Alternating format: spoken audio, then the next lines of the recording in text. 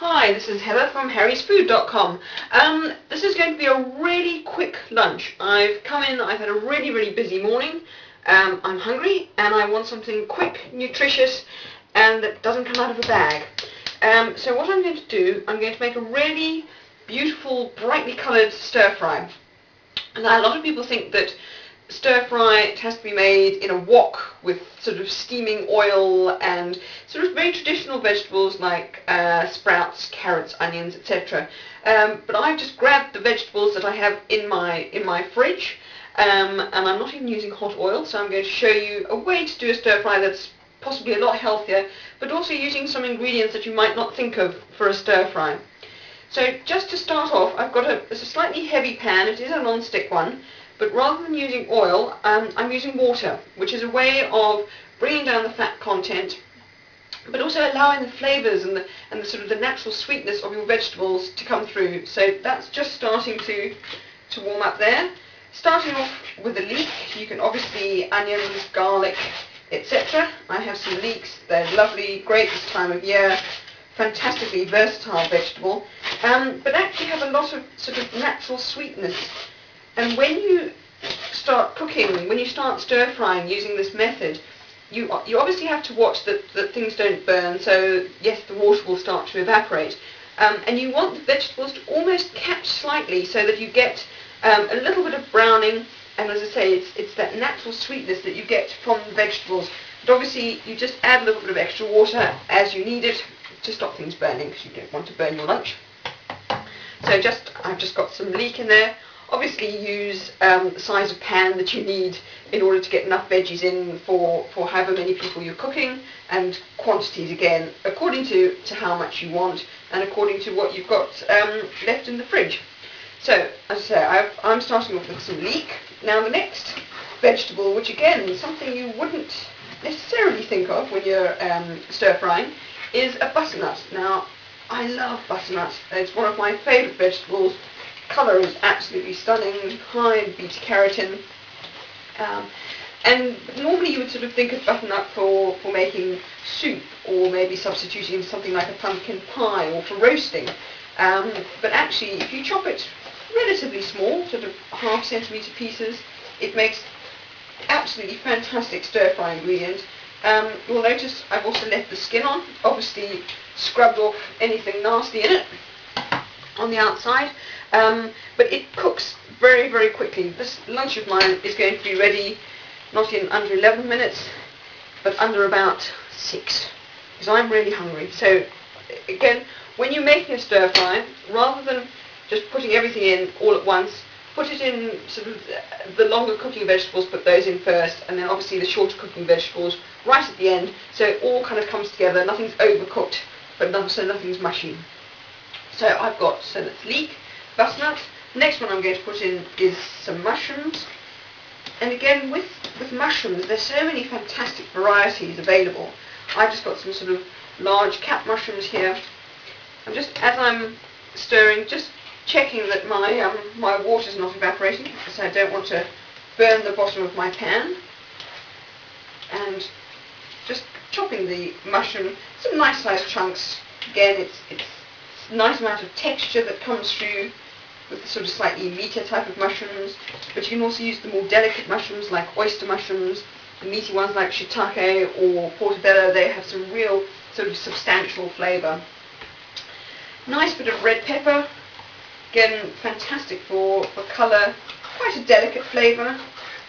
You can use sort of, obviously something like a green pepper would have a stronger flavour. Anybody watching in America, these are called capsicums in the States.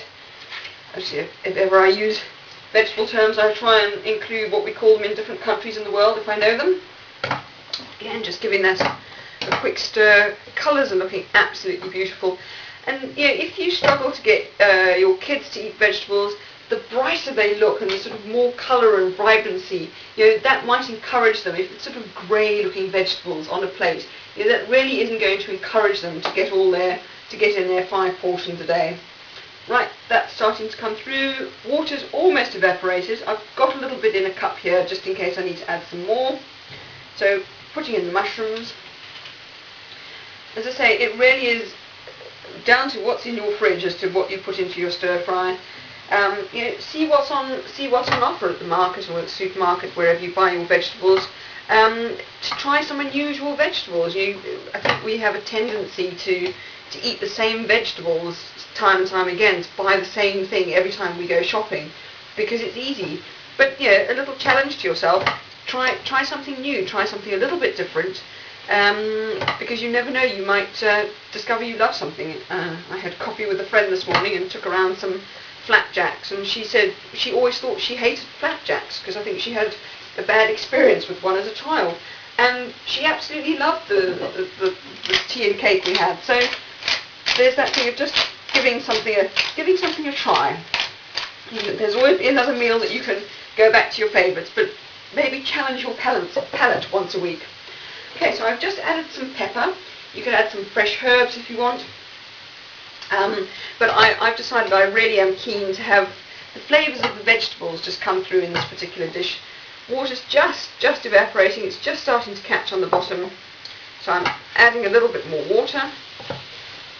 Now, if you want to add a little bit of oil, as I say, there is that impression that to make a stir fry you have to have the sort of steaming, flaming oil in the bottom of a very hot wok.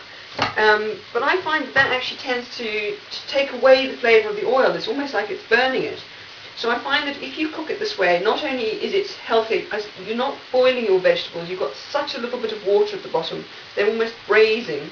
And then what I do right at the end, as the water is just evaporating, I'm going to add a little bit of olive oil.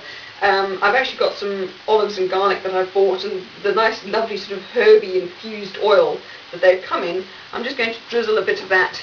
So there's no wastage, and I'm also not making it a very sort of oily, it just brings in the lovely flavour.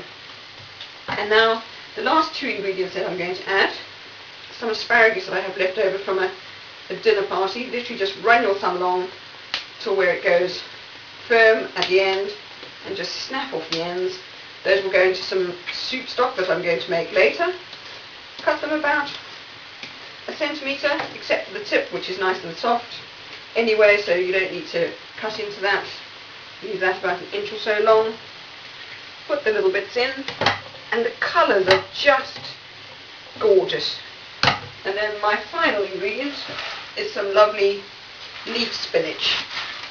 Now, spinach might look a lot in volume, but as soon as you start to cook it, it really does cook down very easily, very quickly. So quite a lot goes down to quite a little once it's cooked. So just let the steam that's now sort of rising up through that, just cook that through. You can either tear spinach or cut it.